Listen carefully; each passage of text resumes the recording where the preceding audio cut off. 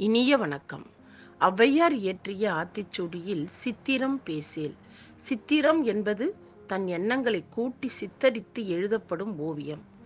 பொய்யான வார்த்தைகளை உண்மை போல பேசேல் பேசாதே. அதாவது பொய்யான வார்த்தைகளை உண்மை போல நாம் ஒருபோதும் பேசக்கூடாது. கதைக்கு செல்வோமா? பரணி மிகவும் புத்திசாலி. ஆனால் எதற்கெடுத்தாலும் பொய் சொல்லும் கெட்ட பழக்கம் அவனிடம் இருந்தது. வீட்டில் இருப்பவர்கள் யாரும் அவன் பேச்சை நம்ப மாட்டார்கள். இந்த பழக்கத்தை கைவிடும்படி அம்மாவும் அப்பாவும் எத்தனையோ முறை பரணியிடம் சொல்லி பார்த்தார்கள். அவன் கேட்கவில்லை. பள்ளியில் ஆசிரியர் சொல்லியும் அவன் அலட்சியம் செய்தான். ஒரு நாள் பரணியின் மாமா வீட்டிற்கு வந்திருந்தார். 2 நாட்கள் தங்கப் போவதாகவும் கூறினார். பரணிக்கு தன் மாமாவை மிகவும் பிடிக்கும். அவர் வீட்டுக்கு வரும்போதெல்லாம் பரணிக்கு நிறைய தின்பண்டங்கள் வாங்கி வருவார். அவர் வந்து விட்டாலே பரணி மிகவும் மகிழ்ச்சியாகவும் விளையாடி பொழுதை கழிப்பான். அன்றும் வழக்கம்போல் பரணிக்கு பிடித்த பலகாரங்களை அவர் வாங்கி வந்திருந்தார். மறுநாள் காலை எழுந்ததுமே பரணி, அம்மா, எனக்கு உடம்பு சரியில்லை, பயங்கர காய்ச்சல், நான் இன்னைக்கு ஓய்வு எடுக்கணும் என்றான். இதை கேட்ட மாமா அவன் பொய்தான் சொல்கிறான் என்பதை புரிந்து கொண்டார். ஏற்கனவே அவரிடம் பரணி நிறைய பொய் சொல்ல தொடங்கி இருப்பதாக பரணியின் அம்மா சொல்லி இருக்கிறார்கள். பரணி உடம்பு சரியில்லை என்றதும் சரி ஓய்வு எடு என்று அம்மா கூறிவிட்டார்.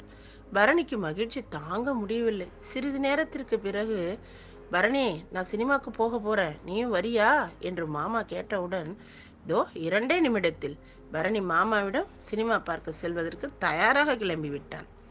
பரணியை அழைத்து சென்ற மாமா சினிமா தியேட்டருக்கு போகாமல் தன் நண்பரும் டாக்டருமான ஆனந்தன் மருத்துவமனைக்குள் நுழைந்தார். இதை பார்த்து அதிர்ந்தான் பரணி. இந்த ஏரியாவிலே மிகவும் பிரபலமான டாக்டர் ஆனந்தன். இவரை தெரியாதவர்கள் யாரும் இருக்க முடியாது என்று மாமா கூற, மாமா, ஏன் என்னை இங்கே கூட்டிட்டு வந்தீங்க?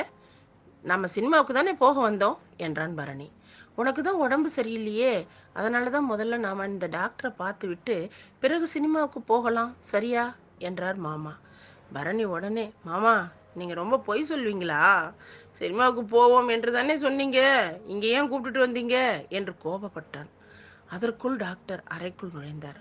தன் கழுத்தில் கிடந்த ஸ்டெத்தஸ்கோப்பை எடுத்து பரணியின் மார்பு முதுகு பகுதியில் வைத்து பார்த்தார். பரணிக்கு கடுமையான காய்ச்சல் இருக்கு, உடனடியாக ஊசி போட வேண்டும். 1 வாரத்துக்கு சாப்பாடு தண்ணி எதுவும் தரக்கூடாது. இந்த மருத்துவமனையில் உடனே அட்மிட் செய்தால்தான் குணப்படுத்த முடியும் என்றார். ஐயோ, மாமா ஊரிலிருந்து சாப்பிட என்னென்னமோ வாங்கிட்டு வந்தார், அதையெல்லாம் சாப்பிடாம எப்படி இருப்பது? இந்த டாக்டர் வேற ஊசி போட வேண்டும் என்று சொல்றாரு, 1 வாரம் அட்மிட் பண்ணணும் அப்படின்னு சொல்றாரு, தண்ணீர் சாப்பாடு கூட தரமாட்டாங்கன்னு சொல்றாங்க. இதையெல்லாம் நினைக்க நினைக்க பரணிக்கு அழுகையாக வந்தது. உடனே பரணி, டாக்டர், எனக்கு காய்ச்சல்லாம் இல்லை, இன்னைக்கு பள்ளிக்கு செல்லாம இருக்கத்தான் இப்படி ஒரு பொய்யை சொன்னேன் என்று அழுதான். பரணி சொன்னதை கேட்டு அனைவரும் சிரித்தனர். பரணியை பார்த்து, நீ பொய் சொல்ற என்பது எங்களுக்கும் தெரியும். பரணி, நல்லா கேட்டுக்கொள். நமக்கு எவ்வளோ கஷ்டம் வந்தாலும் யாரிடமும் எப்பொழுதும் பொய் சொல்லக்கூடாது.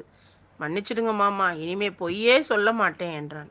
அதிலிருந்து யாரிடமும் பொய் சொல்லாமலும் மற்றவர்கள் எல்லோரும் புகழும்படியாக தன்னையே மாற்றிக்கொண்டான் பரணி. நாமும் நம்மை மாற்றிக்கொள்வோமா? நன்றி.